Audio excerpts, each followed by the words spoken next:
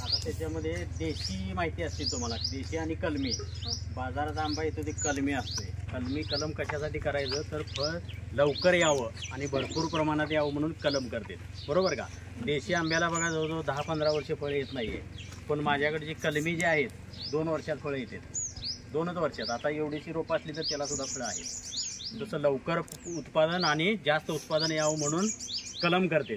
तर आपल्याकडे जनरली आंबा, चिक्कू, पेरू, लिंबू, चिंच, सीताफळ, जांभळ एवढी फळझाडं लोक लावतात किंवा तुम्हाला बघायला मिळतात. बाकीची जे आहेत बघा, काजू, फणस, संत्री, मोसंबी, आपण बाजारात फळं बघतोय, सफरचंद, पण आपल्याकडे रोपं त्याचे किंवा झाडं बघायला मिळतात का? नाही मिळत. पण मी माझ्या नर्सरीमध्ये अगदी काजू, फणस, संत्री, मोसंबी, सफरचंद सुद्धा लावलेलं आहे. सफरचंद जनरली कुठं येतं, कुठं असते सफरचंद? रोप, झाड काश्मीरला. पण आपल्या इथं सुद्धा ते येतंय आणि मी लावून दाखवले, म्हणजे आणलेलं आहे. तुम्हाला बघायला मिळतील झाडं, आता फ्लावरिंगमध्ये आहेत. एवढं जास्त सक्सेस नाही आहे, पण तो आणण्याचा प्रयत्न केलेला आहे. पुढं भविष्यात त्याच्यावर पण प्रयोग चालू आहेत की आपल्या हवामानात कसं त्याला आणता येईल. अशा पद्धतीनं तुम्हाला फणस बघायला मिळेल, काजू बघायला मिळेल, संत्री, मोसंबी बघायला मिळतील रोपं, परत सफरचंदसुद्धा बघायला मिळेल. अशा पद्धतीनं 20 एकरात मी हे डेव्हलप केलेलं आहे. 20 एकर क्षेत्र. इथं आता तुम्ही येताना बघितलं असेल, तुमच्या गावापासून बघितलं असेल, एवढं हिरवगार किंवा एवढ्या मोठ्या प्रमाणात बगीचा कुठंच नाही आहे. आपल्याकडे पाऊस कमी पडतो, यावर्षी तर झालाच नाही आहे पाऊस जास्त, तरी पण मी हे 20 एकरातलं जगवलं आहे. कसं जगवलं असेल बघा. पाणी मला पण इथं नाही आहे, पण मी शेततळ्याची संकल्पना आहे, म्हणजे पावसाळ्याचं पाणी जे वाहून जातं ओढ्यानं वगैरे, ते पाणी मी साठवून ठेवलं आहे आणि त्याचा यूज उन्हाळ्यात करतोय, म्हणजे आता करतोय. 1 एकरात माझं शेततलाव आहे, प्लॅस्टिक कागद टाकून शेततलाव केलेला आहे, 1 एकरात आहे. आणि ते पाणी मी साठवून ठेवून आता या दिवसात उपयोगात आणतोय. 20 एकराला पुरेल एवढा स्टॉक मी करून ठेवतोय, 20 एकराला पुरेल. आणि आता आंब्याच्या बागेत तुम्हाला आंबे दिसतील, चिक्कू दिसतील, फळं भरपूर प्रमाणात आलेली अगदी आहे उन्हाळ्यात सुद्धा. याशिवाय कलम मी स्वतः बनवतोय, चिक्कूची कलमं, आंब्याची कलमं, सीताफळ. कलम बांधणे म्हणजे एका झाडाला दुसऱ्या झाडाची फांदी आणून जोडणं. ज्या जातीचं तुम्हाला पाहिजे त्या जातीचं बनवतात. आंब्यामध्ये जवळजवळ 250 प्रकार आहेत बघा, वेगवेगळं.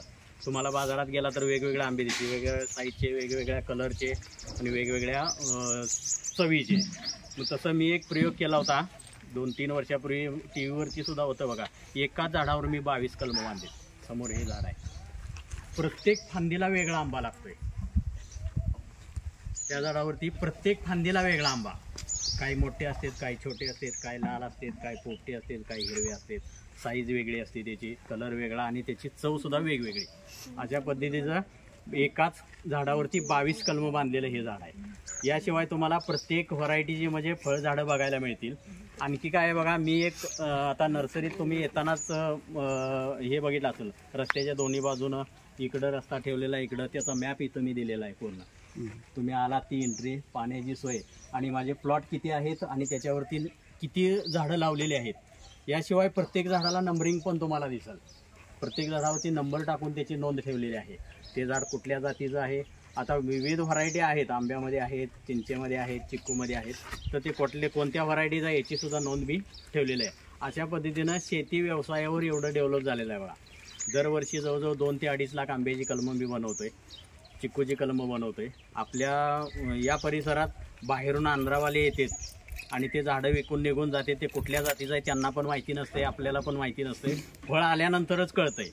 मग ही गॅरंटीची म्हणजे खात्रीची रोपं मिळावीत म्हणून मी ही रोपवाटिका मत आहे. तुम्ही जर शेती व्यवस्थित डेव्हलप केली तर तुमचाही सन्मान केला जातोय. त्याचंच एक हे म्हणून राज्य शासनाचा उद्यान पंडित हा पुरस्कार मला दिला आहे बघा. महाराष्ट्र राज्यातून फक्त 8 शेतकरी निवडले जातात, त्याच्यामध्ये माझा समावेश होता. 2 वर्षापूर्वी नाशिकला तो प्रोग्राम होता, मुख्यमंत्र्याच्या हस्ते, राज्यपाल आणि मुख्यमंत्री यांच्या हस्ते उद्यान पंडित म्हणून पुरस्कार दिला. याशिवाय दरवर्षी बऱ्याच संस्था बोलवून पुरस्कार देतात मला, की म्हणजे हा एक सन्मान आहे, शेतकऱ्याला दिलेला सन्मान. तर अशा पद्धतीने आता परवाचाच आदर्श पत्रकार संघाचा कृषीभूषण दिला मला, दत्त कृषीभूषण. पुण्यश्लोक अहिल्याबाई होळकर कृषीभूषण, आदर्श सेवा पुरस्कार. बाहेरच्या जिल्ह्यात, बाहेरच्या तालुक्यात सुद्धा बोलवून सन्मान केला जातोय.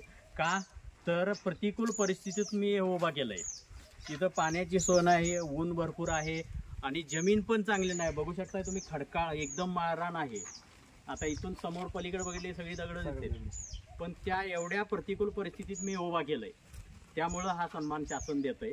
आणि असं नाहीये की एक फक्त मॉडेल, त्याच्यातून उत्पन्न सुद्धा भरपूर मिळतंय. अगदी ट्रकच्या ट्रक भरून आंबे जातात माझे, एक्सपोर्टला जातात, बाहेरच्या देशात जातात आणि दर पण चांगला मिळतोय. त्यामुळं निव्वळ शासन घ्यायचं आणि